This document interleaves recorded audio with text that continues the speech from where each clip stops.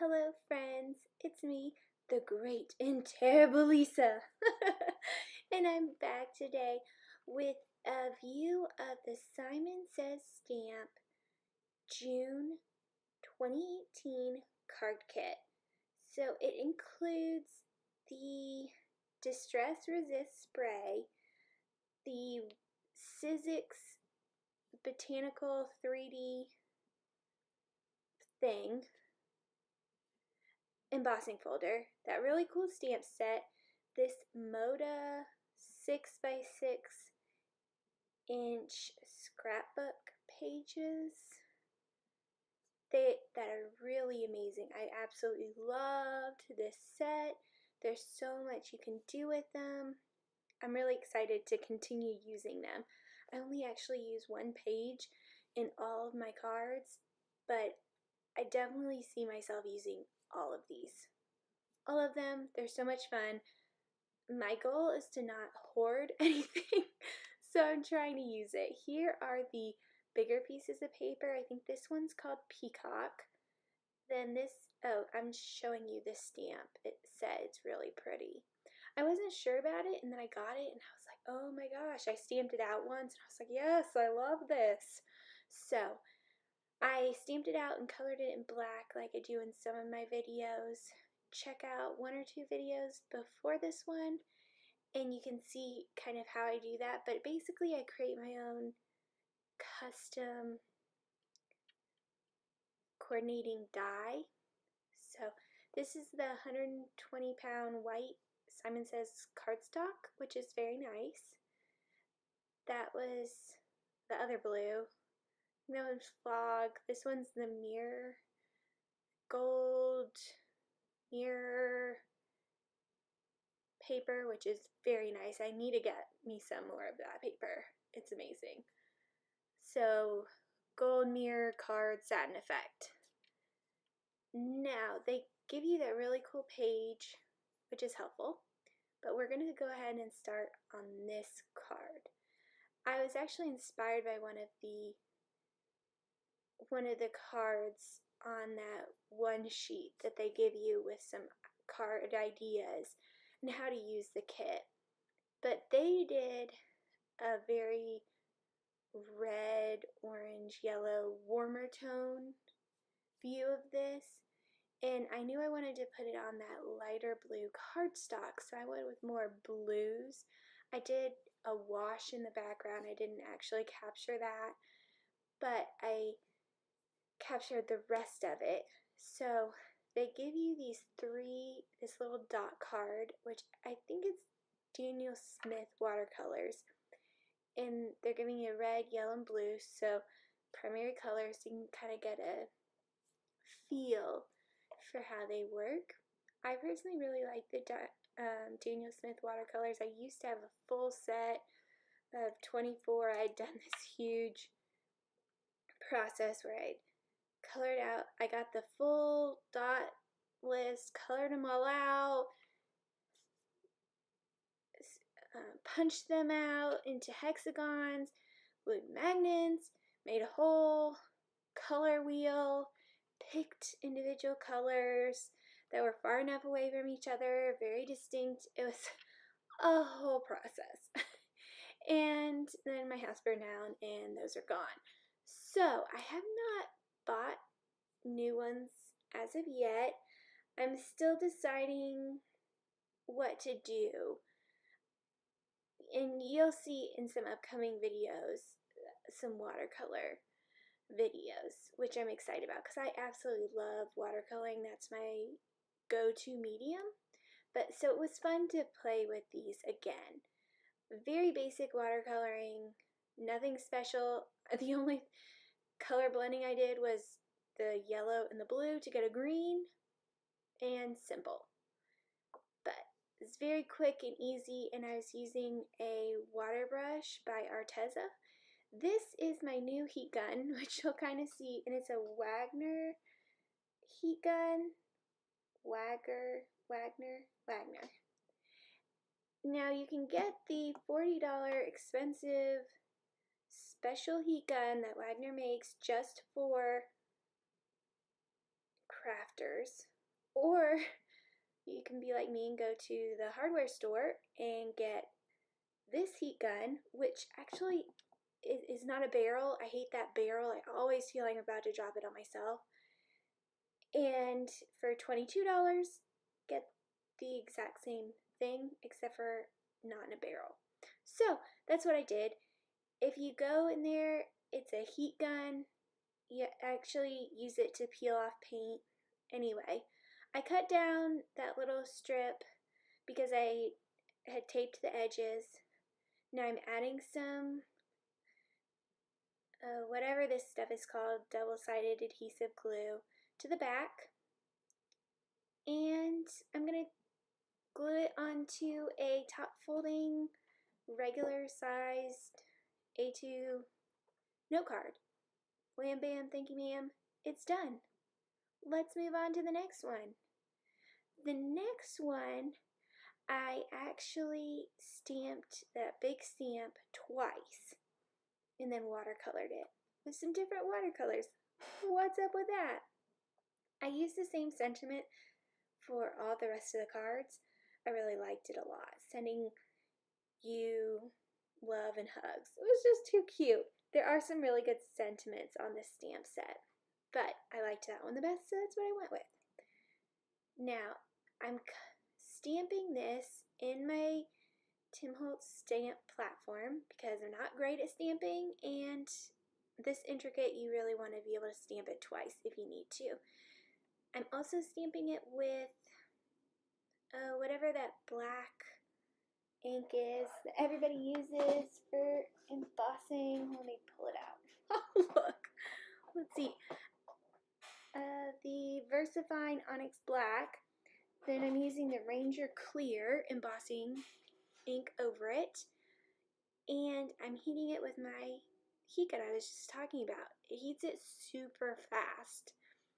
It heats up really fast. It melts the embossing powder really fast.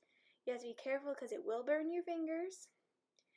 Next, I decided to do the background in this Avery Elle Aquamarine liquid watercolor color. I really like these liquid watercolors. I'm having a lot of fun. For card making and what I'm doing right now, a lot of the mixed media stuff, I want to get to my colors, get them on there fast. I'm not looking to make something perfect and amazing. I'm just looking for fun and easy, and that's why I really am liking these liquid watercolors. I just painted it with the water, added that in, added a drop in, moved it around with my paintbrush. That easy. I wanted a little bit of the model effect, so you'll see that throughout the background. It kind of gives it some visual texture, which is very nice. Next, I decided to add this Brusho powder. The issue I had is I'd not made a big enough puddle. The paper was still very hot. I'd heated it with my heat tool bit, so the water soaked right in, and I wasn't able to capture that really cool splatter effect, which is why I used the Brusho.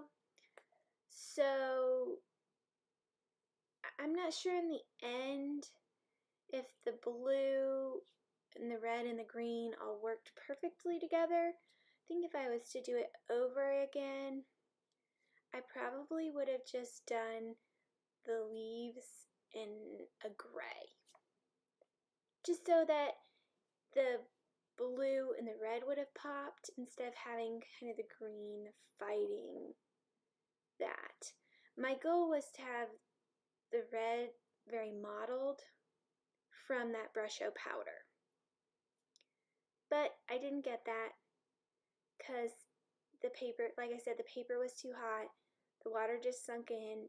To get that mottled effect from the Brusho, you have to have a puddle in order to let the colors move enough to get it, but not enough to go crazy.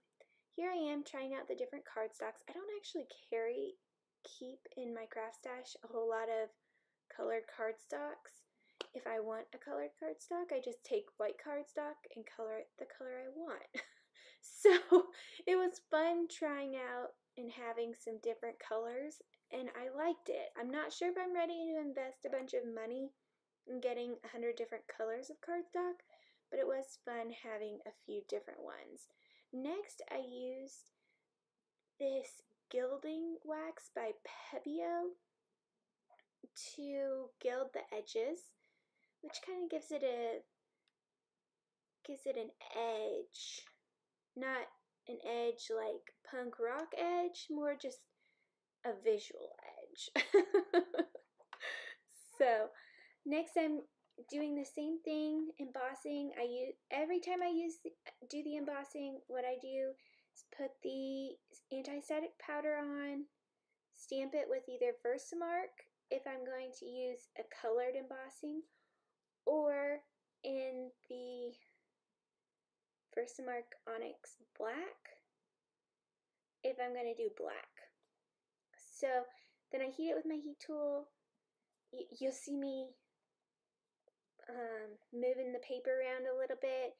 That's because it's hot. I want to cool it down. And then on this one, I'm cutting it up. And I wasn't sure, so I was playing around with spacing. Decided on putting it on some of that mirrored cardstock, which is so pretty. I like it because it has that satin effect.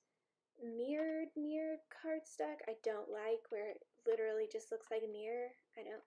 It's kind of like foil to me, a little much. I like it, but I don't love it. So you also see my special measuring tool, aka my finger. And I don't think I got that completely squared or exactly right, but it was good enough. It's a handmade card, so it's not going to be exactly perfect. This is what I tell myself. I always think that, and then I finish it like, oh my gosh, I've ruined everything. And then I go back, 3 months later and look at something I created. I'm like, oh, that's so amazing. Who cares about that little thing? But of course, the day of, I freak out. So I take off all the backings on the glue. I need to get some new glue runners. That's why I'm using all this double-sided adhesive tape. Glue runners are so much easier, but there's just not a whole lot of glue on a glue runner. That's my issue. I hate spending $6 or $7 on a glue runner, and it runs out after about 3 cards. Craziness. So I add that, and it's done. This is probably my favorite card, and by far the easiest. I cut down one of the pieces of cardstock that came in the kit, scrapbooking papers, 6x6 scrapbooking papers, down to the size of an A2 cardstock card, which is 5.5 by 4.25. Stamped my little sentiment, heat embossed it. Wham bam, thank you ma'am. It's done. Which I thought about adding more to this card, but it's just such a simple, it's just so simple. It really lets the picture shine. If I did it over again, I'd put the sending you lots of love and hugs a little bit closer together, the 2 lines closer together on my stamp. The next card, that's all I do is I move the stamp closer together and stamp it with the same sentiment. Otherwise, it looks really good, and this card was so simple. I'm actually thinking about doing the same thing for another 1 or 2 of the papers in the set because they're so simple. They're so beautiful. I totally would just hoard this paper forever, but my thing is, if I bought it, I want to use it. Next, we have this card. I wanted to try all the different kind of techniques that you could get out of this card kit, because what I'm really trying to do is figure out if I want to do card kits or not. I don't know. And there's a video coming out, in 2 videos from this one. There's a video about, are card kits worth it? And we'll talk about that. But I wanted to try out all the different techniques. So what I'm doing here is using some Versamark clear embossing ink, and I put that on the deboss side. So it would be at the very back. It's the flat part. And then I ran it through the embossing folder with that, I think it's the cornflower blue paper that I had left. I took a little bit more of that mirrored cardstock, putting it through my Create a Sticker machine from Xyron, which I love that adhesive. It's my favorite thing. And I'm going to run it through my Gemini. Real quick, easy, cuts it out like a dream. The issue is there's so much pressure that it pushes it through the little release holes.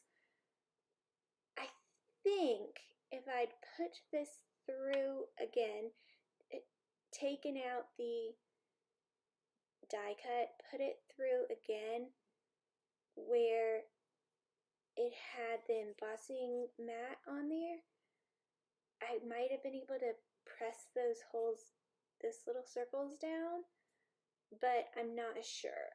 That was the one thing I wasn't in love with about this paper.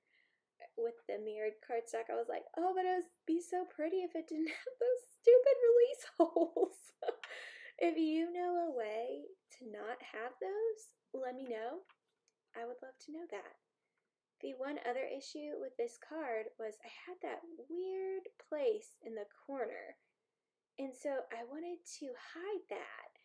And of course, it's just in that weirdest space to put your sentiment. And I wanted to keep the rest of this card very simple, as the background's really the main point.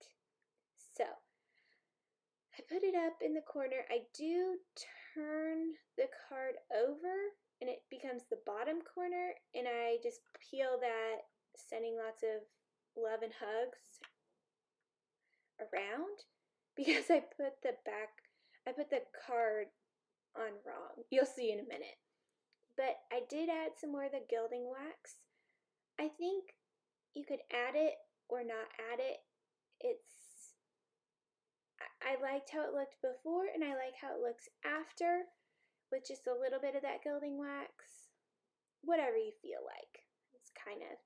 So see here, I put some more of the adhesive, which this type of adhesive is a lot more work than just a glue runner, but it's so much cheaper. For this whole roll, it was like $4, and it has lasted for freaking ever. I don't know, guys.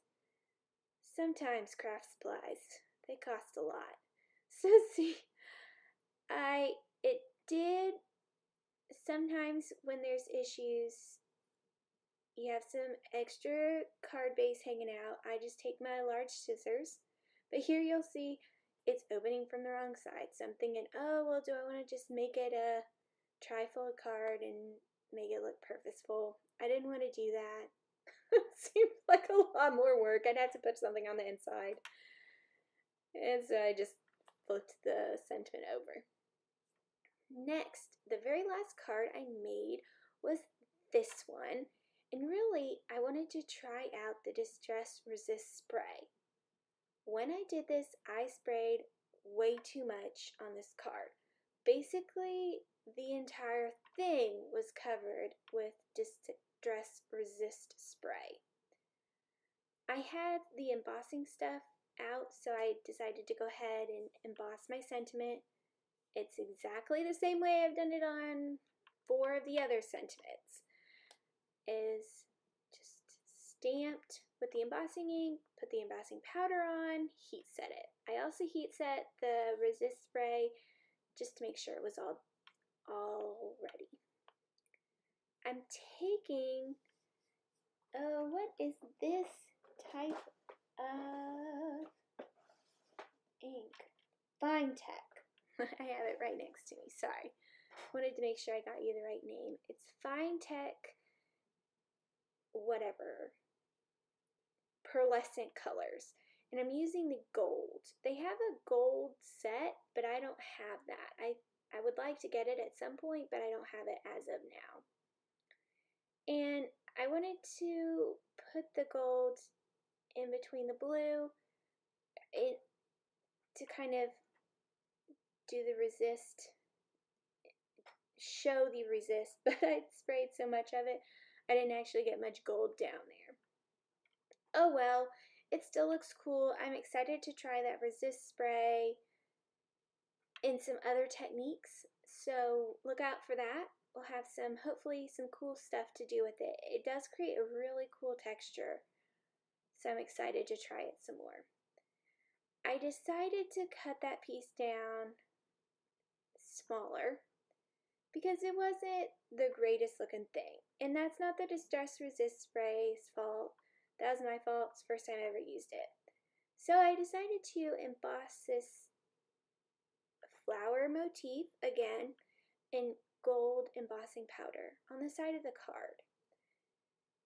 Because it's blue and gold, I thought I'd emboss it in gold. That gave me some more interest on the card. But I don't have to color it either. Now I'm cutting off the excess backing paper on this to make sure that it's going to look good on this card. Going ahead and sending lots of love and hugs sentiment again, because apparently I don't like, why change up something that works? Obviously this sending lots of love and hugs works for me, so I'm keeping it, I'm going with it, it's awesome. I'm gonna just stick that on like a sticker. That Create a Sticker Machine by Xyron is amazing. I use it all the time. Here we go. Last thing I'm doing is adding that. So, is this June card kit worth it? Yes, it was amazing. I had a total amazing amount of fun. I got 2 card kits this month, and I've never gotten any before. So I was trying it out, seeing if it was a thing for me or not, and I actually really like it. I'm having a lot of fun. I had a whole lot of fun with this Simon Says June card kit. The July card kit just came out today, and I think I'm going to go ahead and buy it. I'm not quite ready to subscribe to get it every month, but I think I'm going to go ahead and get the July one because it looks fun, and I had a lot of fun trying out different things with this one. And I plan to do some more cards with this one. I really loved this purple balloon. It was amazing. I'm going to have trouble actually sending that to anybody because it's just too cute. So, I will see you in just a couple days with another video. Go ahead and check out either of these 2 videos and have an absolutely beautiful day. Thanks. Bye.